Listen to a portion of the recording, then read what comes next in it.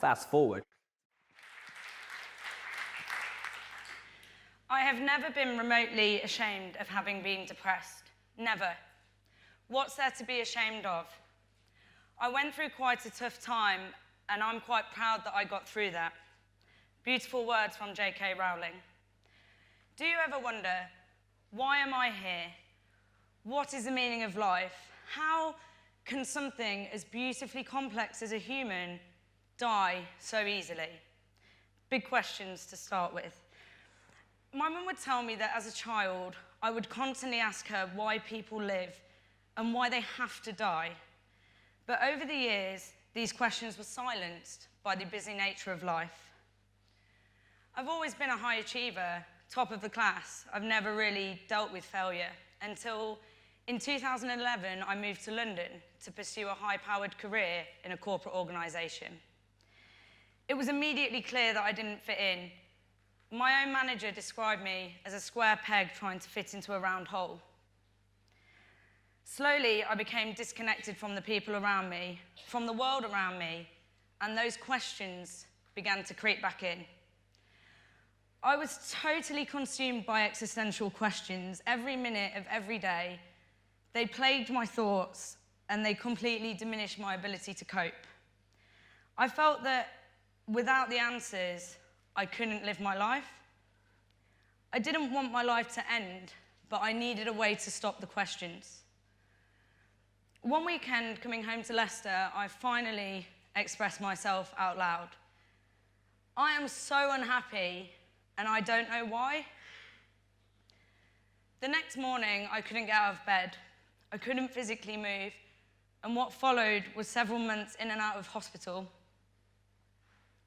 I would watch the clock all day, every day, wishing every single minute away, just hoping that the end of the day would come so I could take my sleeping tablets and turn my brain off.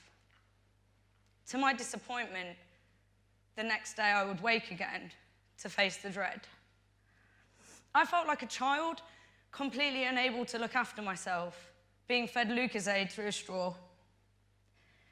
One night I took to Google to find the answers, like any rational person does. I laugh at this now, thinking, I thought that somebody had uploaded the meaning of life to the internet, but I hadn't thought to check. So everyone else knew, but I didn't. So Googling away, needless to say, I didn't find my answers. But what I did find was more comforting. I found threads of people who felt the same as me, people who had the questions, people who were able to put into words what I so desperately could not. How amazing that somebody somewhere in this world felt the same as me. Slowly, the mornings got easier. I began to leave the house for short periods of time, and when I looked in the mirror, I started to recognize the face that looked back at me. The next 3 years of my life were a blur of medication, of returning to work too soon, and inevitably relapsing again. I was judged for how I felt, and I was plagued by a constant guilt that I was somehow burdening everyone around me.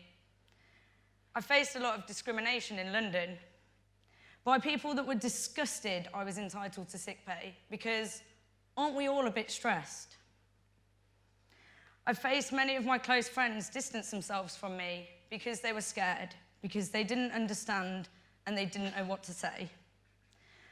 I was diagnosed with a variety of conditions over this time by many different doctors, and they always seemed to want to uncover something I'd hidden, something terrible that had happened in my life, but there wasn't anything. And that's the important point here. This can happen to anybody. During this time, I was lucky to have the most amazing parents who stuck by me every second of every day. My mum would do anything to stop the thoughts. She used to fill large tins of buttons and then pretend that I needed to sort them into different colours for her, just because she knew she could occupy my brain just for 5 minutes, just for that bit of peace. A common side effect of anxiety is waking up in the night, usually around 4 a.m.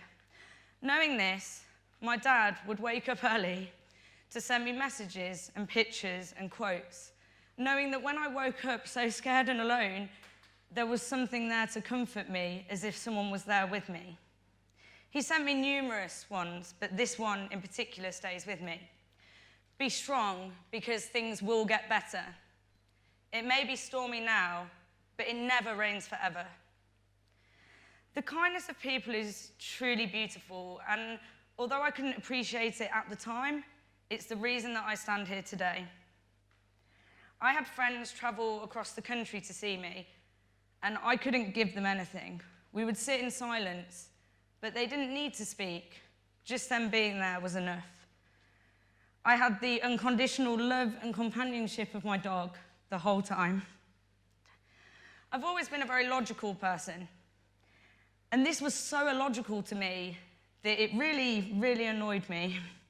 I'm also quite mathematical, and knowing this, my dad delivered an anecdote to me which stays with me. He said, "Is it better to perform at 120% for 6 months and then burn out to 0 for another 6? Or is it better to perform at 80%? Well, for the mathematicians in the room, the second option is the preferred option. And this was really eye-opening to me. It was simple, but it made me think, what am I doing? I'm so hell-bent on achieving success that I've made myself completely unable to achieve anything at all. Through a combination of talking therapy, medication, and lifestyle changes, I was able to begin my journey to recovery and well-being and build my resilience. I cut out alcohol, I started running. And most importantly, I channeled my quest for answers into the acceptance that actually, I don't want to know the answers. I also tried to tackle them head on. I thought I could get rid of my fear of death by feeling as close to death as physically possible, which may sound crazy, but it made sense at the time. With this, I flew to Switzerland and bungee jumped off a 220-metre dam, much to the dismay of my incredibly worried parents.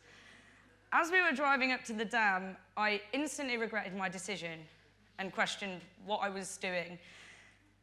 And after a lot of tears and 4 failed attempts, which I cropped out of the video, I did jump. I fell off the edge, but I did it. And actually, although there was nothing enjoyable about that experience at all, I keep the picture with me and I look at it and I think, well, it doesn't really matter what happens today because nothing will be as scary as that. I now manage my anxiety in a variety of ways. I set myself goals which give me purpose. I'm trying to travel to 50 countries before I turn 30. I only have a few months left and 3 to go, so if anybody fancies a trip, please inquire after. I read books whenever possible. How amazing that people have tried and tested things, ways to live your life, and we can just pick that up and learn that. That's just amazing.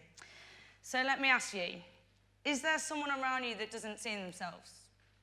Perhaps they're isolating themselves. Perhaps they seem irrational. Please show that you care and give them hope that things will get better, because I am testament to that. And maybe it's you. Maybe you feel that way.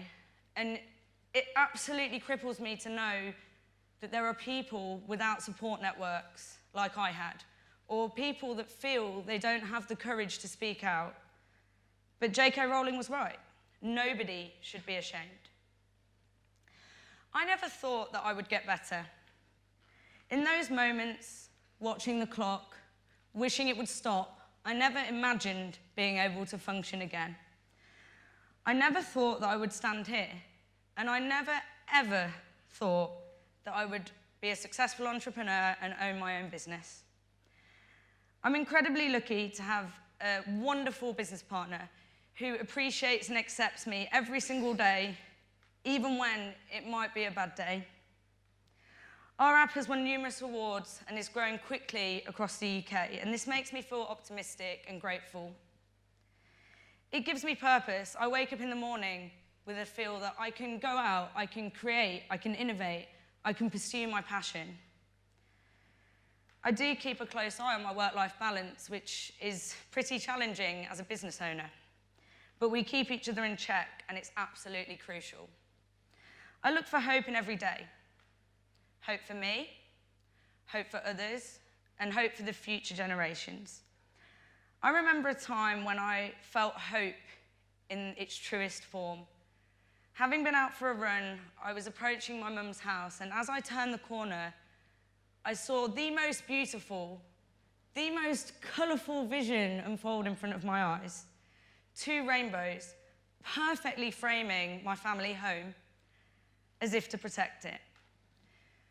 In that moment, I knew that everything would be okay, and I hold on to that moment as often as possible. I've now given myself permission to accept myself in a way that a corporate environment never will. And I'm determined to create a company where well-being is high on the agenda, hoping that this will become the norm for our future generations. It's time we embed health and well-being into work, into schools, and into our homes. It's time to start living and accept a life without answers. Thank you for listening to my story.